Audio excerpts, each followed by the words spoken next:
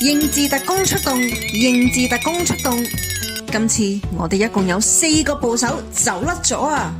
因為係全運會嘅關係，佢哋好貪玩啊！你哋快啲揾翻晒佢哋出嚟啊！咦？呢個係籃球場，好簡單啫，咪就係喺度打籃球咯。籃球嗱，個籃字以前呢據講係用竹去築成嘅，所以竹字部就匿埋咗喺籃球個籃度啦。一撇一橫一點，一撇一橫一點，就係個竹字部啦。我揾到第2個啦，你睇下佢哋打排球。排球係用一雙手去打噶嘛，所以排字係手字部啊。一橫一直勾一剔，就係個剔手邊啊。喂，咁又係喎，打籃球打排球都係個打字，都係用一雙手去做，所以都係手字邊啊。哇，咁快就揾到2個啦，仲有2個部首匿埋喺邊呢？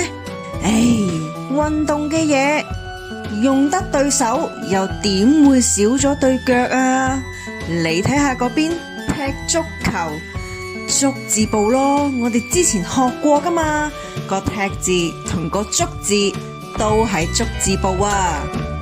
一直一橫直一橫一直一橫一撇一捺，就係個足字部啦。耶！揾咗3個部首啦。咁仲有啲咩呢？喂，你哋頭先咪講咗咯，籃球、排球、足球，仲有個球字啊嘛。哦，係王字邊，一橫一橫一直一剔，就係個王字邊啦。又啱唔晒喎。其實王字邊嘅意思係玉字部首。玉字？係啊，王字邊其實係一塊玉嘅玉，玉部首啊。點解啊？我哋今次唔夠時間啊，我哋快啲返去話俾總部知，我哋已經揾到匿埋喺籃球個籃字嘅足字部，匿埋喺排球個排字嘅手字部，匿埋喺足球個足字嘅足字部，最後就係個球字嘅玉字部。